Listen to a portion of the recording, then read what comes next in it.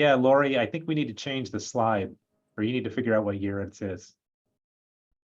It is 2024, everybody. Okay, as we start off harassing each other already, good morning, everyone, and welcome. We're glad to have you with us today. My name is Dennis Todey. I'm the director of the USDA Midwest Climate Hub. I'm here to kick us off for this session, and we're going to do something really odd today. We're going to do a webinar that this is the only PowerPoint slide you're going to see the whole time. I'm going to talk for a few minutes, and then Danny is going to take us through the tool. So first, let me do a quick introduction of the other folks here. Lori Nowatzki is helping host. She is the coordinator for the USDA Midwest Climate Hub. Josh Bendorf is an ORISE Ag Climatologist Fellow with the USDA Midwest Climate Hub. So that's the folks from our side of the partnership. On the other side of the partnership, from Purdue University, the Midwestern Regional Climate Center, we have Melissa Widholm, who is the Associate Director. What is your title, Melissa? Okay, who's joining us and has been instrumental in helping make this tool come about. And then Danny Brouillette is a climatologist and programmer with the MRCC, and he'll be running us through the tool later on after just a few minutes here. So instead of having everyone else introduce themselves, I'd like to encourage you to introduce yourself in the chat, who you are, add who you are and where you're from, and maybe if you want to, your interest in what we're trying to see here today. So why don't you go ahead and add that as we're going along. So again, welcome. Thank you for being here. We're very excited to share this new tool with you. And we expect this and hope this to be a very interactive discussion. We're going to be sharing the tool with you, but we want you to ask questions, make comments, and tell us more along the way about some things, how you could use this, or at the end, what more you'd like to see from this. Because this is version 1, there are discussions about what version 2 is looking like. There's some things we want to add to it, but we'd like to know more about how this will help you. So go ahead and enter the chat. Good to see folks joining us, and we're happy to have you with us here today. So I'm going to just give a brief background now on where the origination for this came from and the background part of it, and then I'm going to turn it over to Danny to show the guts and then the meat of what we're trying to do here. So first off, again, this is a great example of a partnership between the Midwest Climate Hub. We're part of USDA Ag Research Service at the National Laboratory for Agriculture and the Environment in Ames, Iowa. We have a role for serving our 8-state region, which very nicely overlays with the Midwestern Regional Climate Center, except for Kentucky. Kentucky, we can never figure out if they need to be part of us or not.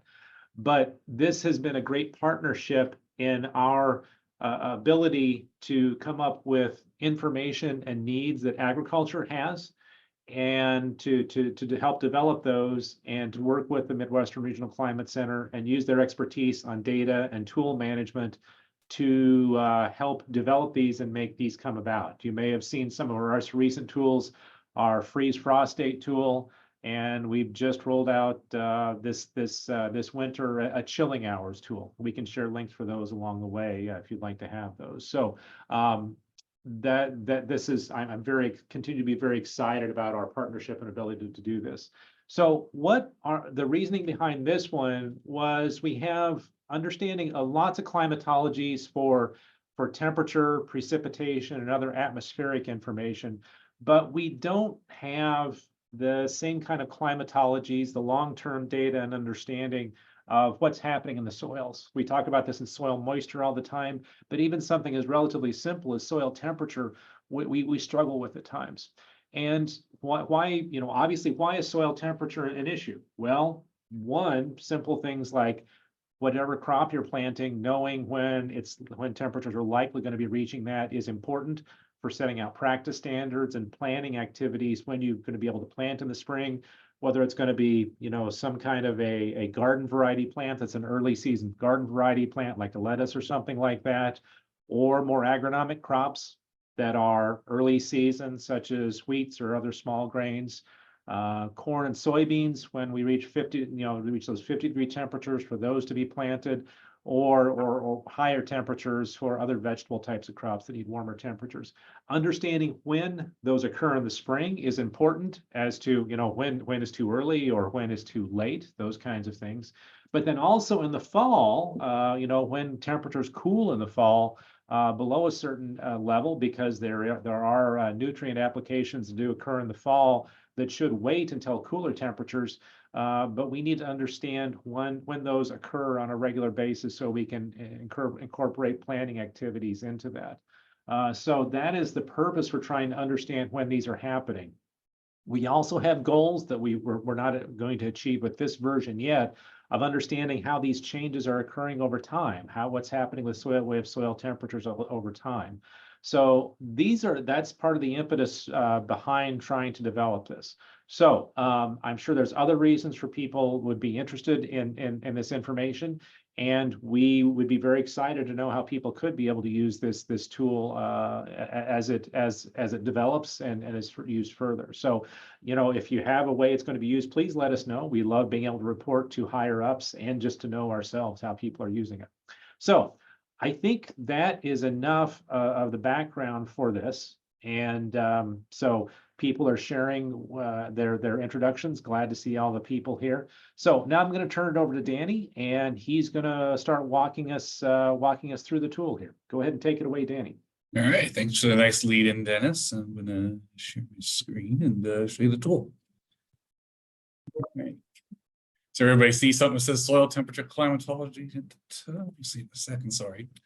There we go. Yeah, so this is the soil temperature climatology. It's a visualization tool, as Dennis alluded to, and it's hosted on our website, so the Midwestern Regional Climate Center's website, MRCC.Purdue.edu. And it shows visualizations of 4-inch soil temperatures based on the 30-year period from 1991 to 2020 for the north central United States. So from North Dakota in the northwest to Kentucky and Ohio in the southeast corner of the region, which you can see here. So this tool can be used to answer all kinds of questions. Some examples would be like, on average, what day of the year does a location's soil temperature warm above or cool below a particular temperature threshold, so like 50 degrees, for instance. And Dennis kind of mentioned how that's important for corn and soybean germination considerations.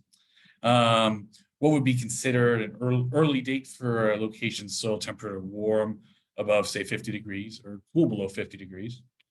Another question might be like the record latest or record earliest date when a location's soil temperature is warmed above or cool below 50 degrees.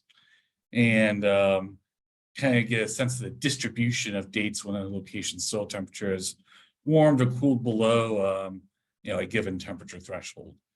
And this is our first version of this tool, and as Dennis mentioned, we're definitely very interested in user feedback for other features that might be added to it later in a second version.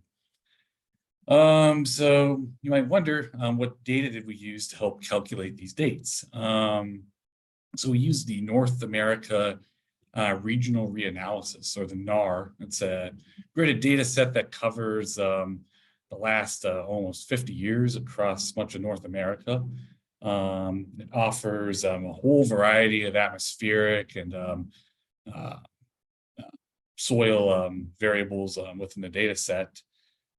Specifically, we looked at average daily 4-inch soil temperature data from 1991 to 2020. So it gives us a good 30-year foundation to look at.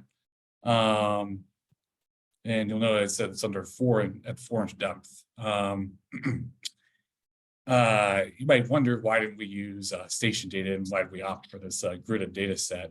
Reason for that is there are station-based soil temperature observations, but they're somewhat sparse in terms of how far back they go. Like, a lot of stations have a pretty short period of record. And then there's also, a lack of spatial continuity of station-based observations across this region. for instance, there aren't that many in, say, Wisconsin because, they're only just now setting up mesonet in their state, whereas in some other states like Kansas, there are quite a few. We did do some analysis to show that there's a good correspondence between these NAR values and station values where they do exist. Yeah, Danny, So- yeah, the other part about that too is that the other issue you have with observed data is oftentimes there's missing pieces of data. Yeah. And it's not, in a data set like this, it's not a killer, but it is a headache to kind of deal with that when you're trying to figure out transition dates. So in addition to the other the issues Danny brought up is why we went with this data set. Yep, that's another very important consideration. But yeah, here's the tool. Default display, since it's moving into spring, is the date on which soil temperature warms above, and we set it to 50 degrees because that's a pretty commonly important, or at least we feel it's a commonly important temperature threshold for a lot of our users. So you can also switch to a cools below view by clicking on this button. And this shows the date in which soil temperature cools below 50 degrees Fahrenheit. I'll go back to warms above because that makes more sense for this time of year. You'll notice a lot of color coding. So you got a lot of pinks in like upper Michigan and northern Wisconsin. And you got more lighter greens down across the central plains and southern Midwest. Those colors correspond to the average date on which the soil temperature warms above 50 degrees in the spring or early part of the year. So work with an example here. This is gridded data. So the spatial resolution's for the NAR is about 20 miles. So this is the grid square that's over my current location, West Lafayette, Indiana. And as you can see here, the average date on which soil temperature warms above 50 degrees in the early part of the year is April 17th. But we give a range of other statistics, including earliest date, early date, late date, and latest dates. So for this particular grid square, we have 30 different values corresponding to each year between 1991 and 2020. So to interpret these other values here, the earliest date is the earliest date within those 30 years when the soil temperature rose above 50 degrees. So at this location, it was March 14th. And then early date is the 10th percentile of that collection of 30 different dates over the last 30 years. So that 10th percentile date is April 11th. And then average date, so just kind of the ordinary kind of arithmetic average, that's April 17th. Then there's the late date, that's the date in which, so 90th percentile, so in 90% of years, the soil temperature rose above 50 degrees on or before this date, and that's April 23rd. And then the latest date in those 30 years on which the temperature rose above 50 degrees was April 28th. You can look at other thresholds. So for another example, we can look at 35 degrees.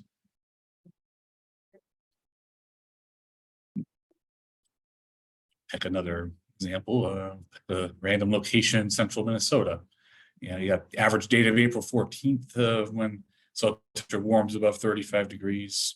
And then you can see your earliest date, early date, late date, and latest date, just like you can for every other grid square.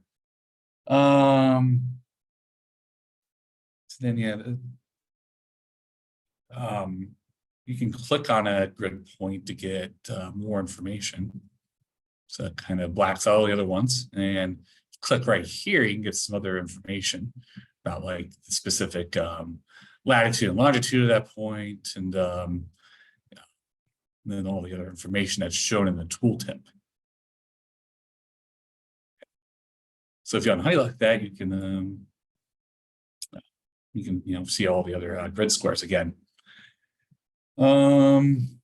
We have an about page that you can refer to. So it takes you to a page on the MRCC website, and that provides a comprehensive description of what I just described, and more detailed information about know our data source and how we process the data and some references that could be helpful. Those are the main points. I can zoom in on the map to see more details. Go back to 50 because that's a more interesting view. So yeah, if you zoom in, you can see geographical details like county names. That's Tippecanoe County. This is Lafayette. CI-65 here. You can see this all over the place. And if you zoom out, you can get rid of those details if you wish. But I think those are the main points of the tool. In case anybody was curious, the tool is developed in Tableau, which is a business intelligence visualization software. But I don't know if Dennis has anything to add after my explanation, but go ahead if you have anything to say. Yeah, the other Danny mentioned about some of the data in northern Wisconsin and the UP of Michigan.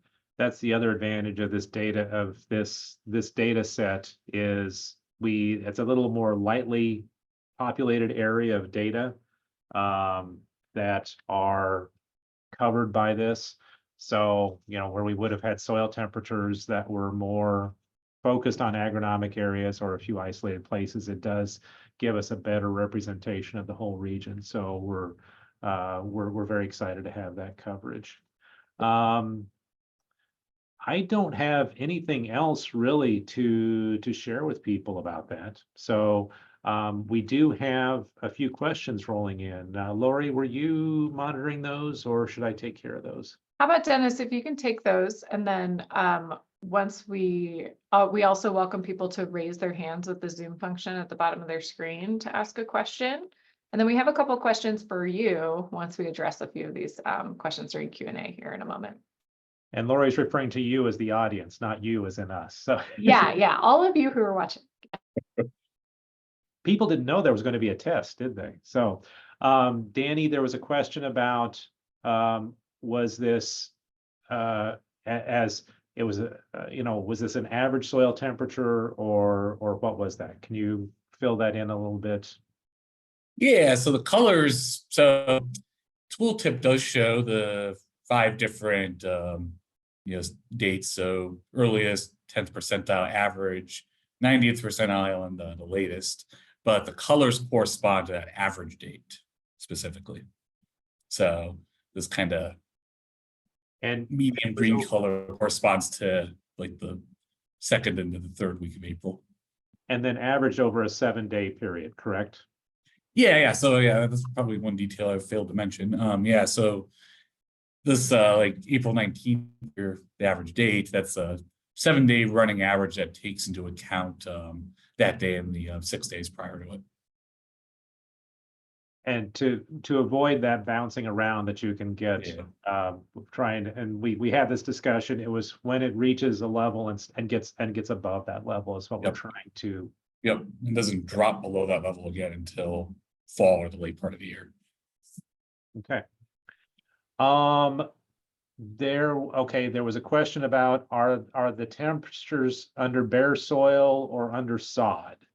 And again, this is a data set, but yeah, Danny, why don't you fill that in as much as you can? Yeah, so an assumption of the NAR is it's based on NOAA land surface modeling, and the assumption you should take from that is it's under vegetation. So that's the way it should be interpreted. Now, for people who are doing agronomic things, they may want something that is under a bare soil. That is something we could put into discussions to see if we could relate that in some way. We would encourage people to use more local information that may be under bare soils to get that comparison. But yes, Danny did a good job explaining what the basic data set was here. So I think Dennis, there are a couple questions rolling into the Q&A function. If you open that up. Okay, I see. Okay, all right. Do we have plans to offer more viewer options for this data, specifically viewing average, min, and max temperature for a given location and a date range? and a similar viewer, but different soil depths? So for those first few things, yeah, that's actually part of our plans. Other soil depth, we haven't considered that specifically. But one challenge would be is the NAR only, I believe, only offers soil temperature at the 4-inch depth, but that is something we could possibly investigate. Definitely, we can definitely see why that would be definitely a value-added feature for this tool. Yeah, it would. It would. Melissa, did you want to chime in on this or something different? I did want to chime in on this particular for question it. that was asked. So right now it's showing average temperature. And you're asking about minimum and maximum, not just average. Is there something specific that you would get out of having max and min that you wouldn't get out of having the average? And I asked that just from our own knowledge standpoint to try to figure out how are people using this tool, or how do they envision using this tool as might affect how we display those types of values.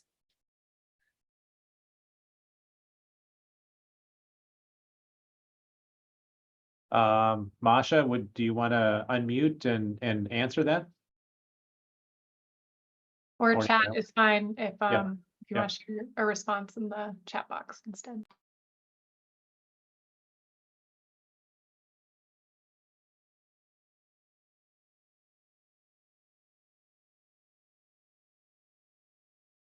Okay, Masha can't unmute, but she'll respond. So thank you, Masha. Please do share with us.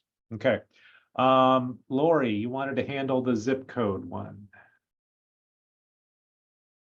Oh, no, I just answered that so that we wouldn't get a typed request. I don't know the answer to that. Danny, is there a place to put in your zip code or some other search function to find your location in the map? I think, I think there's a way, I know there's a way of searching. I think there's a way that, so as I mentioned, this tool is developed in Tableau. I think there is a way of searching by some sorts of different geographical coordinates. I'm not sure about zip code specifically, but that's certainly something we could investigate for a future version of the tool. Would they do that Let's see if there's a search. with that search function? Let's see. Oh, yeah, you search by zip code right here. Just search my hometown, see what that does for us. Yep, zooms right in. Yeah. Great, so we learned something new. learn a new feature of our tool. How about that? Yeah, you can search by zip code, or you can enter appears you can enter a city name or whatever, and it zooms you right in. Okay, we added a feature without even knowing we added a feature. Yeah.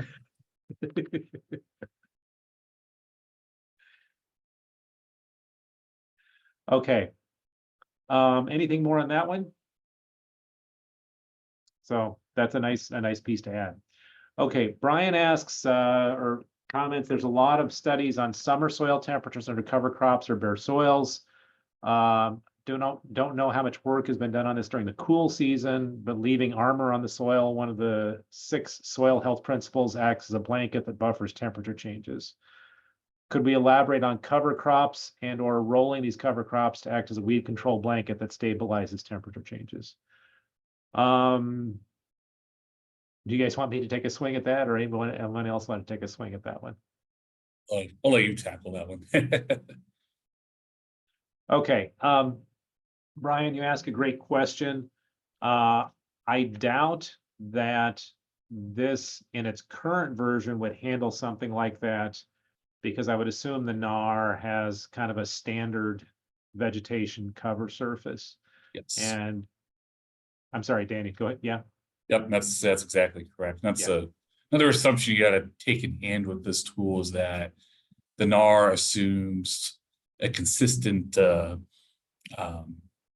vegetative cover across the entire domain. So that's part of the reason why we, at least for now, have to restrict the region that we're looking at to just the north central region.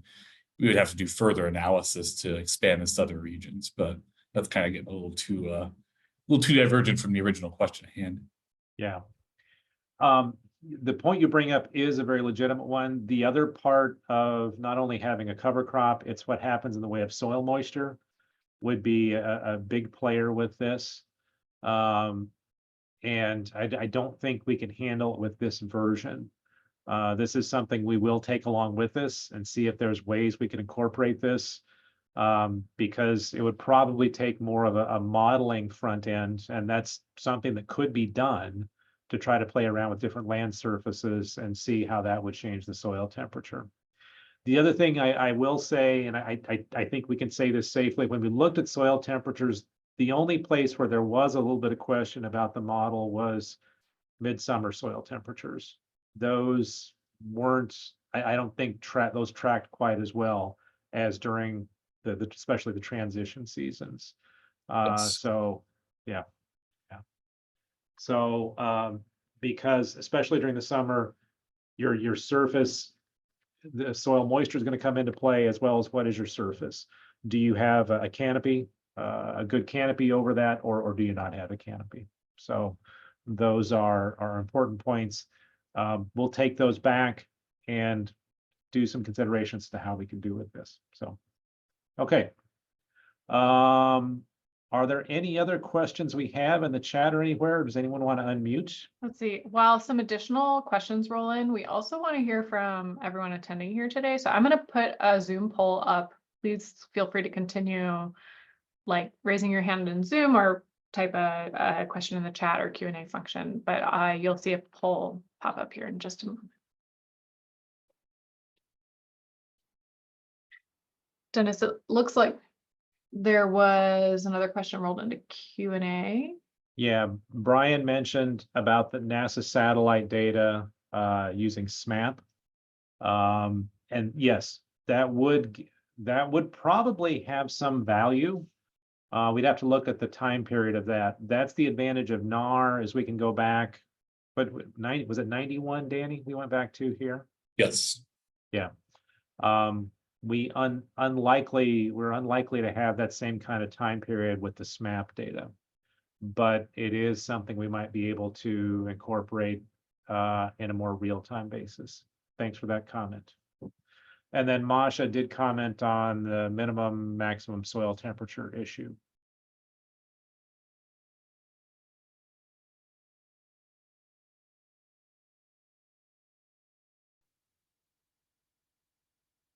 So Dennis and Danny, in the chat, there was a question about the soil depths listed on the NAR data page. Okay. And it lists 0, 10, 40, 100, 800.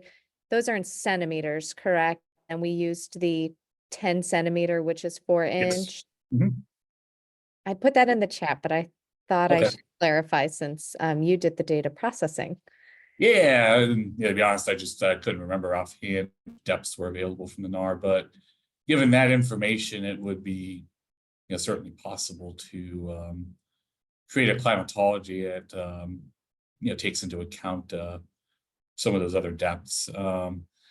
Whether we'd be able to do the same NAR to station data analysis would kind of depend, because 4 inches is probably one of the more common depths that's measured at various mesonet networks across the north central US. But knowing that, that does open up that possibility. Okay. Sorry, Masha, I haven't had a chance to read through yet. Brian brought in one more comment about remote sensing for soil moisture. What you bring up for remote sensing of soil moisture is the ongoing issue. The remote sensing of soil moisture has some value and gives you a lot better surface coverage. The problem is it doesn't give you very good depth coverage. And in most of our agronomic soils, we desperately need to know not only what the surface is like, but what is deeper in the soil. So there are numerous efforts to try to combine in situ monitoring sensors in the ground with remotely sensed and modeled information. Those are still developing, let's put it that way. So, okay. We do have a hand raised. Go ahead. Thank you. I'm Stephanie Conley. I work with the USDA Forest Service and have strong partnerships with MRCC. And I was just taking the poll, and soil temperature plays a big role in categorization and taxonomy with how when we map soils, the web soil survey often is the basic instrument for first go-to source of soils data information. Is there a possibility that, as we watch soil temperature change over time and we see these shifts in response to climate change, that this tool could alert us to those potential thresholds that are in soil taxonomy that are actually then an indicator that, we are shifting not only in ecological response, but we are actually shifting in the way that we classify soils, where a lot of information is tied to that taxonomic classification? Yeah, I think that's a definite possible application of this tool, especially if we, follow it up 5 or 10 years from now and, Right. Redid our analysis and did all that. And, it showed that, these, statistics we show with Sure. this tool are like dramatically different. So Sure. yeah, I think that's a definite possible application of this. Thank you for pointing that out. And Absolutely. we will, I'll leave the poll open for one more minute. I want to make sure people have a chance to fill in those open-ended responses if they so choose. So we'll go ahead and wrap up the poll for those of you who are still working on it. And we, the team we have, looks like we need to sit down and talk with Masha. She mentions having a lot of connections in the way of soil temperature and frost depth data. So we should figure out how we connect with them. Thank you, Masha. Absolutely.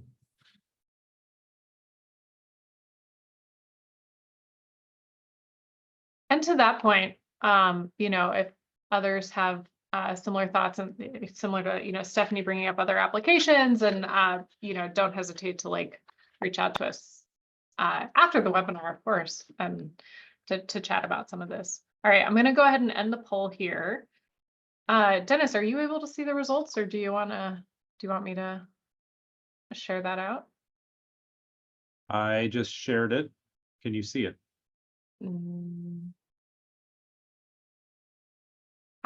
I see it. Can you read it? Can everybody view it? I think. All right, it looks like, oh, what were you gonna say? No, go ahead. Okay, yeah, I'll just kind of talk through the results here a little bit. And we appreciate everybody sharing, because we are, as Dennis mentioned earlier, we are as a team starting to think about what kind of version 2 features there will be in the tool. So the first question, we listed out the thresholds that are currently an option in the tool. And I see that several people said that captures the thresholds they're interested in, but 4 people said it doesn't. So I'm curious, for folks who responded it's missing a threshold or more, or one or more, can you share either in the chat or unmute yourself what threshold you're interested in seeing and exploring?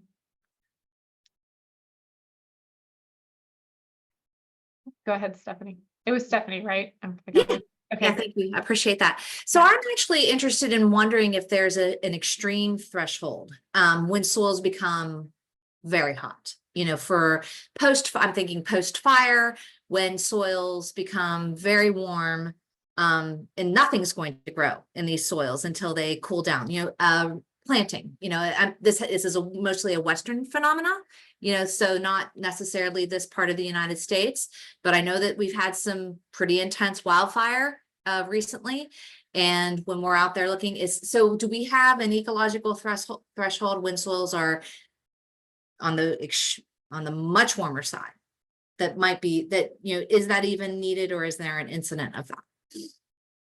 Thanks for that thought. And if others have kind of are thinking along the same lines and have specific thresholds in mind related to that, please chime in. Danny, do you have thoughts about feasibility with that, with the data set that we have? Well, I guess it would depend upon, well, I don't know enough to answer what thresholds would be pertinent for that. I think I would question maybe how well the NAR data set would capture such extreme thresholds. I'm guessing that's my thinking too. Yeah, that would be something we would need to investigate first before we could really consider incorporating something like that into this tool. Although I do, again, see the value of how this would be a good addition to the tool, but whether that's feasible, hard to say. Yeah, I mean, I didn't even know if it was feasible, but I know that this is something we talk about in other places, and it goes with the planting and species and so forth, and we're having true shifts there. So I just wondered if that was something that that was creeping into the realm of, well, is there that really high threshold, and when soils just get too warm for some of the agronomic, whether it's forestry or others, that these soils are just really too warm for this, so that's where I was coming from. So thank you very much for at least contemplating that. Thank you. Jean, I see a hand raised. Yeah, so I'm going to go to the other end of the spectrum here at the Weather Service office in Springfield. I think if we're not we're one of the farthest south frost depth gauges that we read that during the winter time. And I'm wondering if there's a way to have some type of climatology on frost depth and the soil temperatures during those times. I know our historical or for builders down here, they only have to dig down to like 24 inches or 18 inches to put water lines in or something like that. So I'm just wondering if there's something that can be done as far as frost depth or colder temperatures.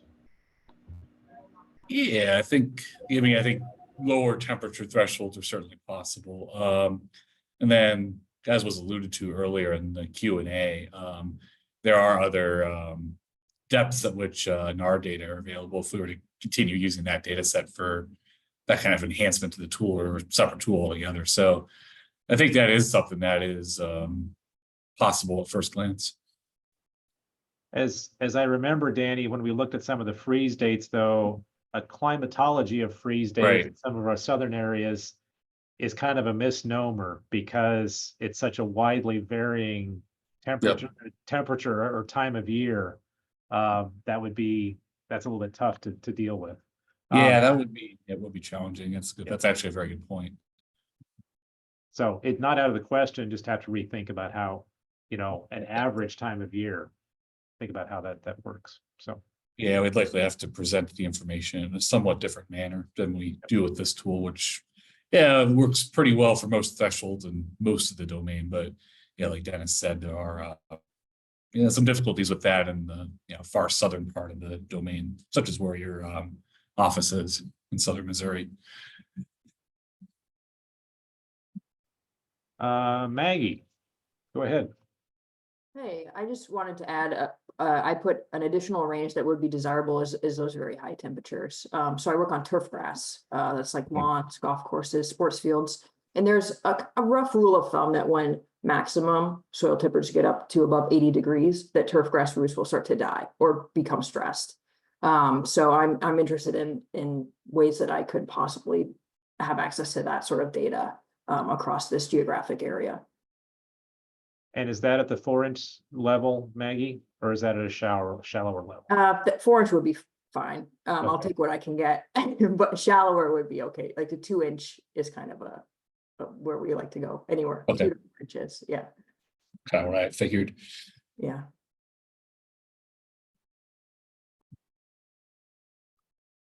Thank you for that. Any other questions coming in? I think so. One thing I wanted to share, thank you all for responding about visualization of the data. These are some visualizations we're considering for version 2, so we appreciate your input. And if you entered other, it looks like 2 people put like other thoughts on visualizations. We encourage you to enter in the chat what you're thinking or what you're kind of seeing in your mind's eye for that.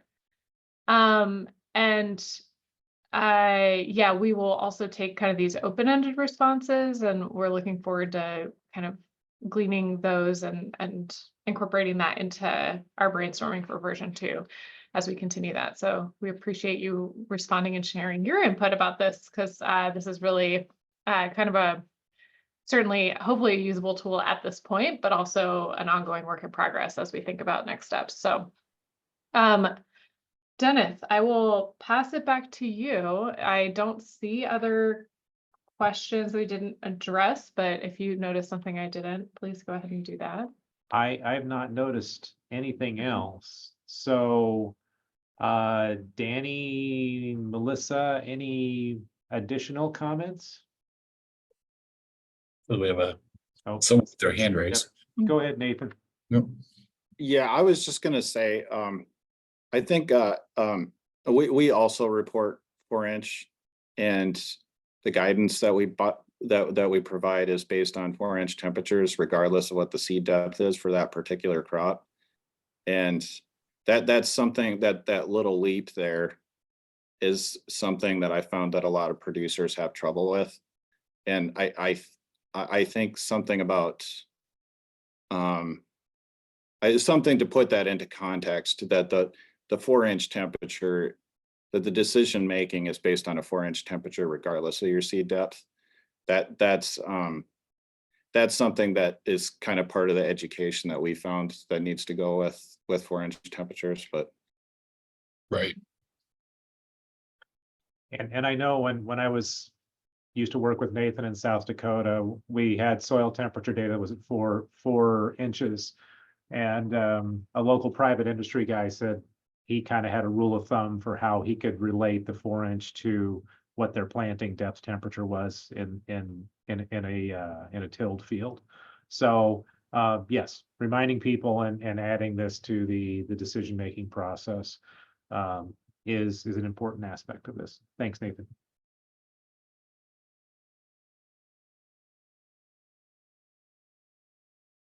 Any last questions, comments, complaints? Okay, well, unless any of the rest of the team has anything else they want to add, I will say thank you very much. We hope this was useful.